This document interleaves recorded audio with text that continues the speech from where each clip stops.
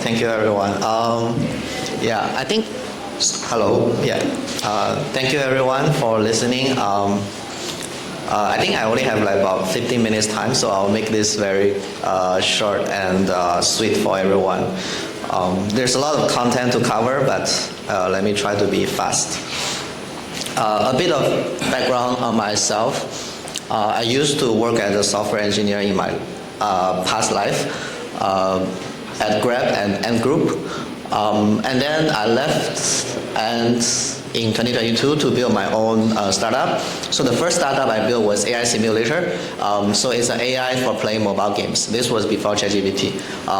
And I made some money, but not a lot, so I moved on to other stuff. So in 2023, I built 16x Prompt, which is one of the first AI coding tools for context management. But unfortunately, I got beaten by Cursor, so I stopped working on that and built a bunch of other things. Until recently, I mean, in the past 6 months, I've been building a lot of agents. So I built an agent for writing blog posts. I built an agent for making short videos for YouTube Shorts, so I can talk about that later. And I'm currently working on Lemonade, which is the coding AI agent for Roblox. And it's a startup in US, and yeah, I'm an early stage founding employee there. Yeah. So I'm gonna jump to the AI agents part. So this is the first AI agent I built. It's called 16x Writer. And it's basically help you write blog posts, right? So this is like a typical AI application, like wrapper you love to see. And the main feature is that it helps you collect context, like the sources for your blog post, and also what are the writing style references. So you just save all your context and references into the AI platform, and then we'll help you generate AI blog posts. And it did very well. So this is the Google SEO trend. You can see I actually stopped working on it in the past few months, but the click seems to be still going up. So I think it's doing very well.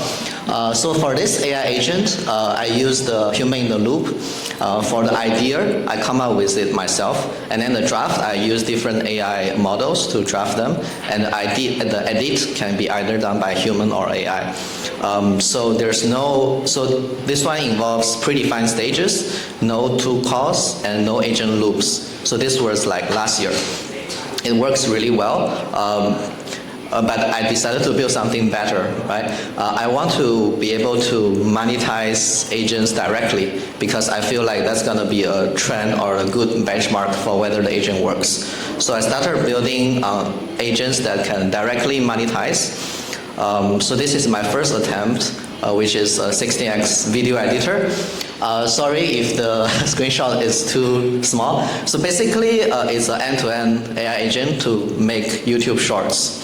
So on this screen, you can see it's generating different drafts, like the video scripts that we use to plan out our videos. And on this screenshot is like a web-based editor. So basically, after the AI agents create the video, you can preview the video and do some final edits on this screen before you publish. So I think for this AI agent, I also got it to work like 90%. I posted a few shorts on YouTube, and they did reasonably okay, I think, for a brand new account. I got a couple of thousand views and some people liking it. So I think it did work. So the part that worked is that I leave the sourcing, idea, scripting, edits, everything to the AI agent. The only two parts that I left for human is the script selection. So I have the AI agent write several scripts in different, for example, this Gemini with the storyteller prompt, or Cloud Sonnet with investigator prompt. So these different combinations, and I select the best script with the assistant of AI. And then the final adjustment is like the speech alignment, or like trimming and cutting 1 or 2 seconds. So those are done by humans. So for this agent, I use the Cloud Agent SDK. and it does work. So I was able to basically generate one video per $1 within 5 minutes. So in 5 minutes, I can generate shorts of decent quality, and then I make some touch up, like 10 minutes, and then I can publish. There's a lot of learnings I got from building this agent, so I'm just gonna quickly go through each one of them. There's a lot of content, but I will just give the high-level overview. So I found that the first way you want to build this kind of workflow AI agent is to decompose your work into sub-agents and skills. So when do you use sub-agents and when do you use skills? Basically, if this is a very specialized task that doesn't need to interact with other tasks or other steps, you want to build it into a sub-agent. For example, selecting B-roll, selecting music, or writing scripts. So these are like complete separate tasks. And then for the skills, it will be like part of a broader process. Like for example, how do you trim a video? So this will be part of like a bigger workflow, so you would use skills. Obviously, it's more nuanced. This is a high-level overview. And then I also found the second point is that I don't use skills. I don't use the tools from the models. I use CLI instead, because CLI is just more universal. You can run it yourself, or you can let the agent run it. It's more efficient than tools. And the thirdly is when you're building a workflow AI agent like the video editor, you want to have a command that tells the agent what's the current status instead of telling, oh, do X or do Y every time. So basically the agent is like more autonomous, right? You just ask it to continue, and then it will issue a command to itself like status, check what's the current status, and then continue working on it. So it's like more autonomous. You don't have to tell it to do, oh, do step A, do step B. You just give it a status and let it query itself. It's much more efficient that way. And then there's other important learnings that you can just read through or read my longer blog post. And the most important one, I think, is the sixth one, where you read the logs of the agents. So I found this yields a very high impact in terms of how to build agents. Basically, you just record all the individual actions, messages, and call logs of the agent, and then you let the agent read the logs itself. And then the agent will be able to spot, oh, I did this wrongly, or this was inefficient, or this was a part that error out. And then it will be able to improve on itself iteratively in the loop. So this is very helpful. And the seventh lesson is that why I stopped working on this idea is because of the YouTube content policy. I realized that the type of videos I made was actually not monetizable. So in order to make it monetizable, I have to switch to a different style, which will take a lot of time. So I stopped working on this. But the main idea is still works, right? Most recently, in the past 3 months, I've been working on Lemonade, which is the AI agent for building Roblox games. It's doing pretty well. The company is based in US. Currently, there are only 2 people, the CEO and myself, and I built the agent. So there's a lot of learnings on building this agent as well, because it's AI agent for coding, for a very niche use case. So I posted a lot of these learnings on X, but here are the main ones. So I realized that the agent landscape is evolving so fast, right? Like every week there's new techniques and new tricks, and then the old ones get obsolete by the new ones, or they are no longer necessary because the model have gotten so good. So the first learning I learned that you should write your agent every 3 months or less. So don't stick to the old paradigm and do you think it will work? But then there will be new things that are dramatically better and better suited for the newer models. So you should just carry on and rewrite your agent. And then the other learning I found very helpful is to read the system prompt every day, because you will be very surprised on how many contradictions there are in the system prompt if you're not very careful. So I just do this every day myself, and also let the agent read the system prompt and find problems and to clean it up. The third one is that you shouldn't rely on general benchmarks or evals. You should build your own evals to measure your own agent's performance, because the general benchmarks often miss like nuances in your own tasks. So you want to build your own eval with your real data set, and then this way you can measure your agent's performance better. The fourth point is to automate the improvement loop, which I already talked about. You want to dump the logs as prompts to the agent and let it run on your task continuously, so that every time the agent runs, you collect logs and then you feedback the logs to the agent again to ask it to improve it on itself. So this way, if you have a Mac Mini, you can run it 24/7 and automatically improve your agent performance.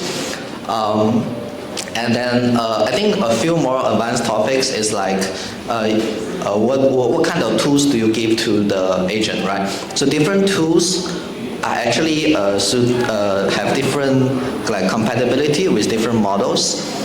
So for example, Gemini may be good at Gemini-specific tools, and Claude might be good at Claude-specific tools, which are trained by the labs to use them, right? For example, if you try to give the skills to Gemini models, it might not work because Gemini is not reinforced RL trained on these tools. So you need to give a different set of tools to different models. And then the last one is about removing features. So over time, because things are moving very fast, you want to build like new features like compaction, memory, and context management, cancellation, whatever, session management, all these features into your agent. But over time, as models become better and the landscape evolve, it's very hard to keep these features working, or they might actually be detriment to your agent, right? So you want to remove the features that are no longer needed and then move towards the new paradigm of new ways of doing things, right? So for example, if you have like custom instructions or prompts or like compaction handoff techniques that were popular a few months ago, or like RAG, but then now there's new techniques that are better, but it involves rewriting your agent, you should just do that because there's no point hanging on to the old things. I think that's the correct approach. So what I'm currently working on right now is actually to figure out which AI frameworks or harness should you use, or should you build your own. So this is like becoming the hot topic right now, because once you settle on building your own agent with a particular framework or harness, and then later you want to switch to a different harness or different model, it's actually a tricky topic to do because, like I said, there's different models have different compatibility with the tooling and harness and framework. For example, if you use Cloud Agent SDK, it's very hard to use Gemini model. If you use OpenAI SDK, it's also going to be equally hard for you to use cloud models with them. So this is a very hard topic to discuss. If you are building in this space, I would like to talk to you on how you are solving this problem. Thank you. You can connect with me on X, Telegram, or LinkedIn. I don't use LinkedIn anymore, so I would rather you connect with me on X or Telegram. Thank you. Okay, so obviously Zhu Liang has a lot to share, but maybe he doesn't know which one will Q&A. You don't run away. Which one will be a good fit for the audience. So if there is any of the projects that he has worked on, any of the sub points that you thought would be interesting, you can ask it, and then Zhu Liang can go into it, right? So yeah, opening the floor, anyone? Okay. Hello, thank you for the demo. It was super informative for me. Just actually two questions. The video tool, were you using a programmatic video generation framework? Like a Remotion or something like that? Yeah, very good question. So the first version I built was actually using FFmpeg. And then the second version I built was using a tool similar to Remotion. So the problem with Remotion is that the editor is one-time purchase, like $2.99 or $4.99. It's very expensive. But there are open source versions online that are very similar to Remotion that you can build on your own. You can talk to me about it later. I can give you some recommendations on how to do it. The reason why you want to use a video editor instead of 100% AI generated video is because for YouTube monetization specifically, you need to prove that you created this video yourself instead of ripping off from other places. So the best way to prove it is to have a video editor to show to the YouTube that, okay, I produced this video myself and this is the process I built it, so that later down the line you won't have problem with monetization. And basically I use something similar to Remotion.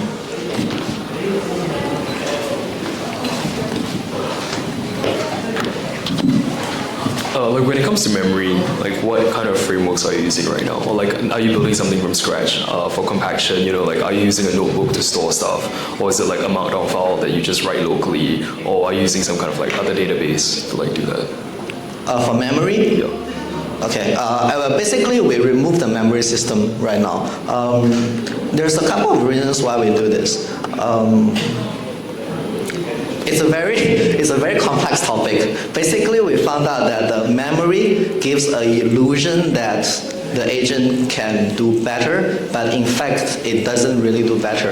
It will make you think that the agent can learn from past mistakes, but then like, based on empirical evidence, we found that memory doesn't actually help. It's much better if you just write the prompt or let the agent discover itself. Obviously, there are new techniques like QPM or whatever thing that people are working on. But like, I think it depends on the use case. If you're building like a AI coding agent, I think specifically for AI coding agent, I don't think you need memory because like, it's just more of a detriment to the model, to the agent than a help at this point, right? But if you're building like a chatbot or something, then you definitely still need memory. For my specific use case, like video editor or AI coding agent, I rather put the knowledge base or like general knowledge into the prompt or the RAG system rather than putting into the memory because like, I think that's like just more efficient.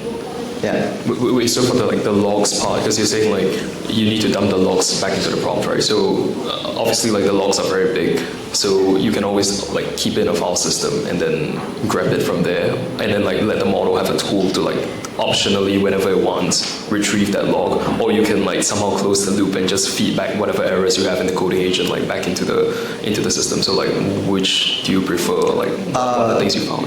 Yeah, so there's two different loops, right? One is the offline loop when you are running experiments. So this is more like a ML or like data science focused track. So the way I'm currently doing it is I have a trajectory collection system that's hooked to the agent. So that system would collect the logs, and then I would have like a prompt in my cloud code to ask the agent to look at the logs. Yeah, so this is the offline part. The online part is more immediate feedback, right? So I don't actually rely on logs. I just pump the logs directly as feedback to the agent. So in a sense, it's like more like runtime logs, not the entire trajectory logs, if that makes sense. Yeah. So there's two different systems.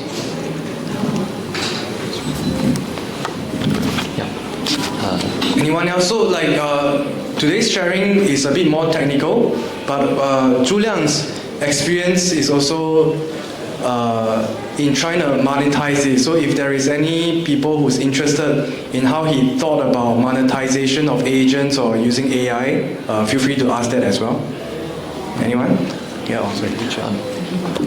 Thanks for sharing. So just quite curious about, since like AI models are evolving so quickly, then how do you decide what to build, and how do you decide like to what extent do you want to like engineer it with a perfect architecture or like enterprise grade architecture? Like let's say if a model is going to change, let's say in the next 3 months, will you architect your system, let's say to last for the next year, or will you architect your system just to last for the next 3 months or something?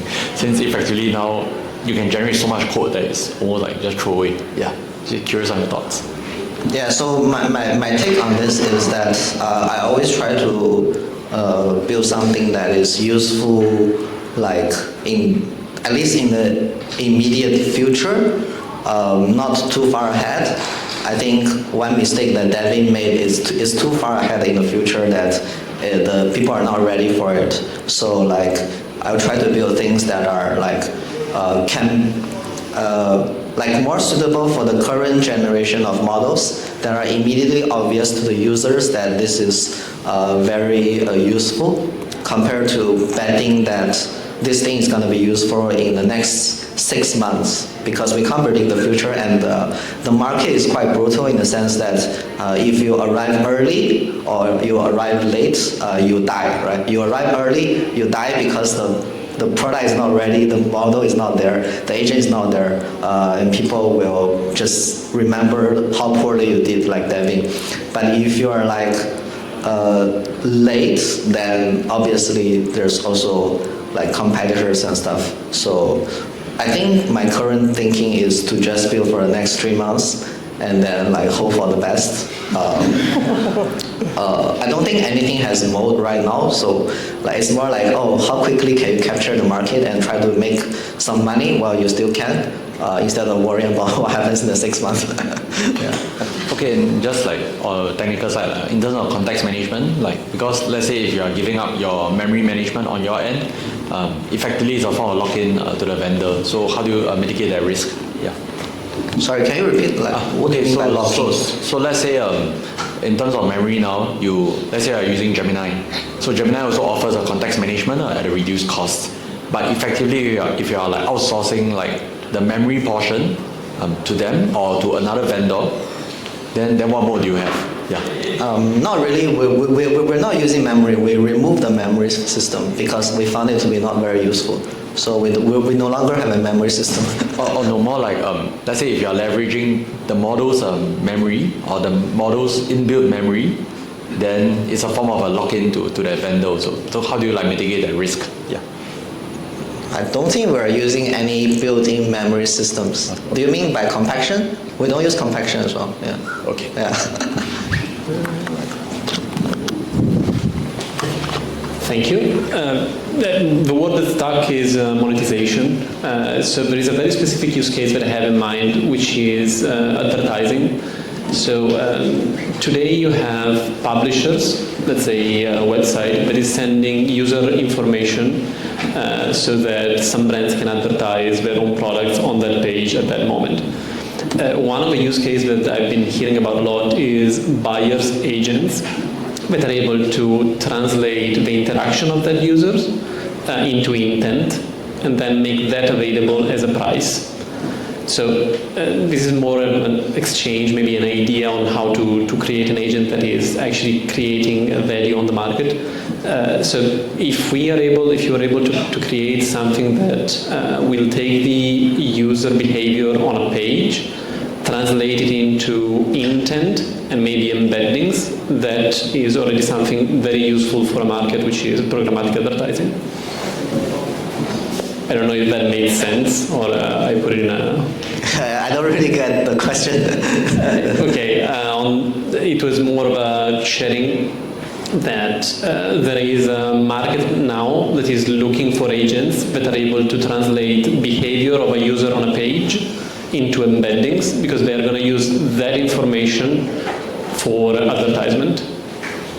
So that is more of a, I don't know, a point if you want to expand or if you want to work on it. Okay, so yeah, that's a great question. So I want to make a distinction here. So the area that I'm interested in is monetize agent directly. Notice the underline directly. So I'm not talking about B2B solutions where you sell the agent to an advertiser or advertising agency or a platform or B2B two-sided marketplace or anything like that. I want to build agents that, you know, I run the agent and my bank account has money coming in. That's what I want to build. And I think that's the ultimate benchmark for any agents. Like, you bypass all the selling, all the marketing step, and make the agent work. Similar to how you hire a person, right? And then make you money, or you make money yourself by driving Uber or Grab. So how can we do that? So in that sense, the only way I found so far is to build YouTube Shorts, unfortunately. I think there are more ways that's opening up, but unfortunately, all the platforms today are built around humans or KYCs and identity verification. So there's very few platforms that allow this, which is why it's very hard to do. Yeah. Makes a lot of sense, thank you. Yeah, I have a kind of fun story to share about this. I didn't get to monetize anything, but I think I was sort of like a victim of how it happened. So last year I attended an event here, a hackathon, and then afterwards I posted a picture online of a little random capybara picture with the AI hardware on X. And then a few hours later, I realized that like there's a lot of like activities going on, what's happening. And then turns out like I think there might have been some agents scraping social media and like turning my picture that I took just for random sharing into a what are those called again? The crypto pump.fun. So they like turned it into a thing that quickly pumped it, and then within like 40 seconds or something, dump it. So I think they probably monetized quite a lot because at the peak of it, it was selling at like 3,000. So I believe there are people working on monetizing in sort of these like dark strategy way. I'm not like telling anyone to do it, but it seems to be happening. Yeah. I'm very familiar with this. I think the Ralph loop is a more recent case where the creator someone created a coin for the creator, and then the creator accepted it and pumped it, and then he later cashed out a portion of it, and then people are calling it a sellout or something. So it's a very weird situation. I don't know how to think about it, but the crypto people are trying to like do something to it. I'm not sure if the general AI audience is receptive. My impression is that they are not very receptive. Yeah, so that's a problem for the crypto folks. That's my thought when you have that question there, but yeah, thanks.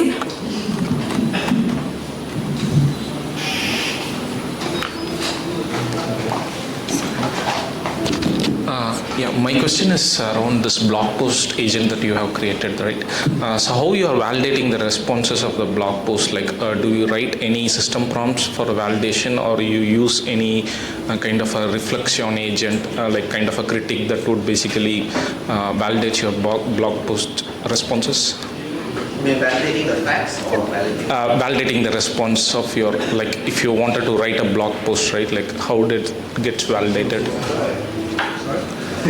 No, your blog post. Try it. You should try it out. You should just try it out. And that'll show you. Okay. Can you share that with us? I don't. Yeah, it's still running, but I don't know if it works for anyone other than myself. So I think if you're talking about how to verify facts, the current way that particular piece of software handles it is by having multiple agents do the review.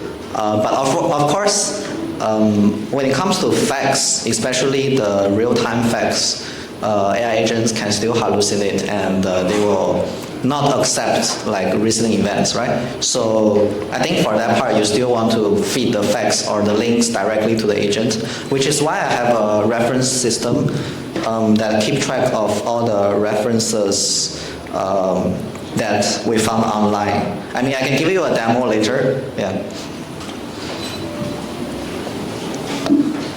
Any more? Last question, maybe?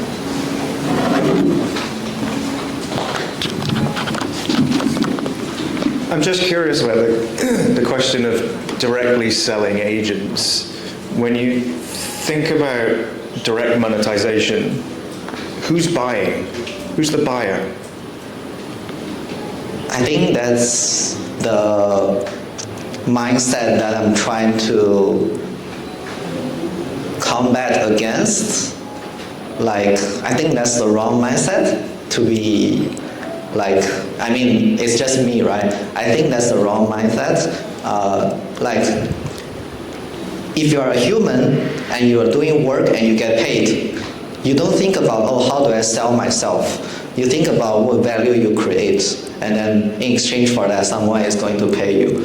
I think you should think about agents the same way, right? If agents can create value, then someone will pay for that value creation instead of thinking of how to monetize the work done by my agent. So that's my current thinking. Like, if the agent is intrinsically capable of creating values autonomously, then it should be no different from a human, like working online, right? Like Fiverr is a good example. Making YouTube Shorts is a good example. So these are the things that I think the agent can directly monetize, or like posting on X, right, is another way. So these are the ways I'm currently exploring. Yeah. So I think the analogy I'm coming up with in my head is, if you take the human example, you look around people in this room, we're either working for someone or so we've been hired or we've been contracted, or we're paying ourselves. So we are selling ourselves. Either it's our CV, either it's what we're providing, it's the value that we're pushing out, and someone wants to give us money for that capability. So they're hiring us, they're contracting us, they are giving us one pot of cash, or they're giving us multiple pots of cash. What I'm trying to connect with is, in your world, if you build an agent that's really good at writing, how does that agent get hired by someone? Who's the person that's going to hire them? Is it a writer in a business? Is it an HR person in a business? Is it a developer that wants to build a writing platform? Do you see what I mean? Okay, this is getting more complex. I would like to have a discussion with you on this later. So the high-level thoughts, I mean, I post a lot of controversial stuff online, so this is one of the more controversial thoughts. I think like the company hiring people kind of era is soon going to be over, so it's just going to be like agents and individuals that can produce outcomes. So in that sense, like we're not looking for, like for example, this writer agent, we're not looking for a company that hire writer. So it's more like, okay, so if I can write this piece of content and it has value, so I can get like maybe sponsorship from other companies, or like I can put ads on it, I can do affiliate links. So all these things that a typical blog post writer can monetize, this agent, if it has all the capacities of a good writer, it should be able to monetize the content that it creates directly. So that's my thoughts. Similar to a video creator agent. So imagine a very good video creator from Singapore is uploading YouTube shorts every day and monetizing via brand deals or ads or sponsorships. I think the agent with enough capability should be able to do that as well. And there is empirical evidence that people in China are already doing this. So it's more like this is already a reality, but people are not realizing it. Yeah. So yeah. So the Chinese are using OpenClaw to do this, just generating a ton of content, and it could be people paying for it, or it could be the algorithm paying for it for monetization. Yeah. I just want to give one more example. Oh yeah, anyway, Matthew, carry on. Sorry. I just want to clarify that because it's really important. So what we're actually saying is we're not monetizing the agent. We're monetizing the value that the agent has created, the output. Oh yeah, you're 100% correct. I think I made a typo here.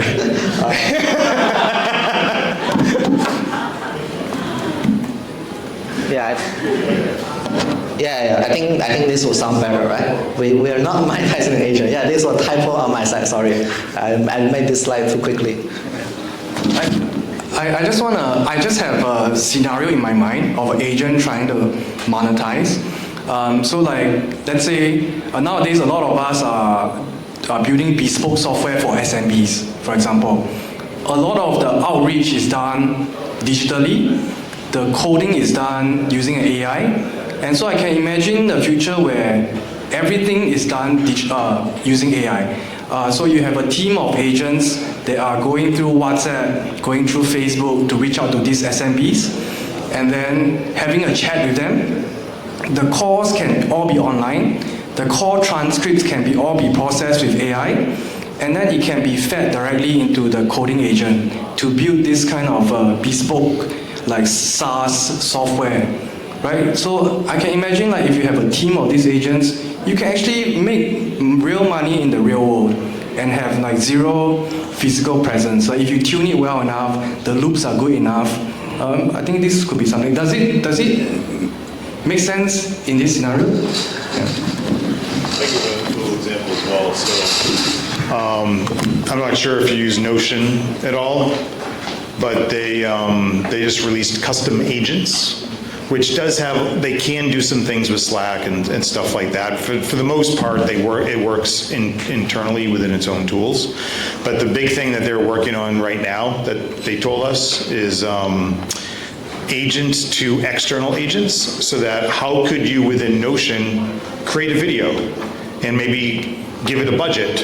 And then the Notion agent will go out on the internet, find other agents that represent other software capabilities, and then it could, interview them, look at their work, and actually go out, maybe come back and be like, we found this. Or maybe you say YOLO mode and you give it a budget and it comes back, it actually creates it. So I think even though I have a little bit of a different opinion on that everyone will be working for themselves, I think there'll be a percentage that will grow and others that it will be, companies are doing this already, that they're now thinking, how do they build agents, not just to serve their users with their software, but how do we build agents to serve other companies on the behalf of those users. And so companies' agents are working with other companies' agents to be able to do cross-partnership business. So that's another good one. I'm not sure if this is helpful, but by the way, that was a really good clarification. The output totally makes sense. Would it be right to think about it this way, that the process of performing a series of actions that generate some output gets to a value? So let's say as a human, I write a blog post, that blog post gets potentially bought by some agency, that agency has access to where the buy side happens, where the money flows into that system. So maybe perhaps just think about itself, wherever money is transacted between value exchange, understanding how many steps are there currently from the moment of work to where the value is actually exchanged. Then I would just go backwards from there. At the moment this agent produces a video and the video goes into the YouTube ecosystem, great. It's one step. If I want to figure out all the other steps where money... Like current status quo, right?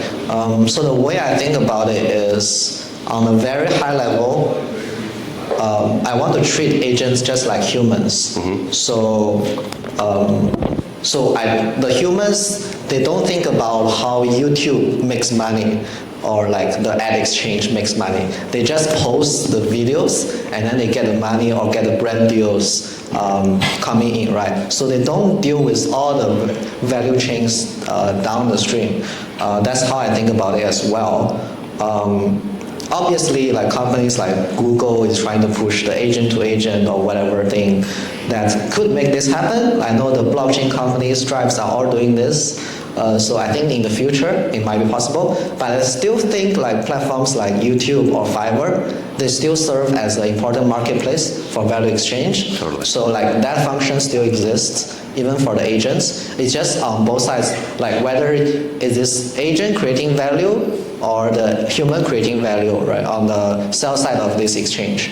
I think the exchange will probably still exist, and it will be transitioned more towards agents on both sides rather than humans on both sides. Yeah, just to follow up on that, just trying to map out, just understand a little more clearly. When you're saying I want to have the agents act like other humans, back to Matthew's point, there are many situations where humans, we have output, but the output and when the money gets exchanged, there are many series of steps downward. So for example, if I'm a writer for a company, but the company actually monetizes my output, in that context, that human is very different, right?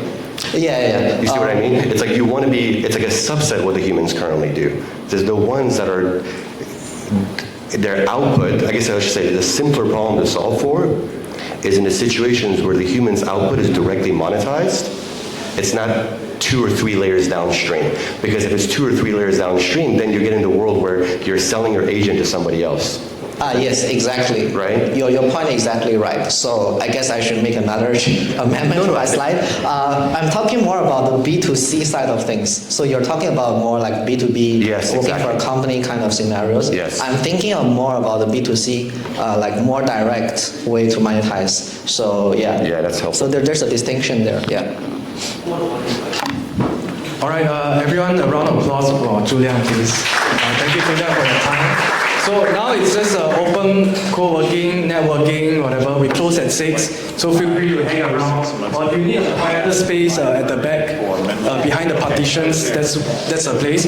By the way, there are a couple of PhDs here, researchers. So on the 27th, we will have a side session also on a Friday.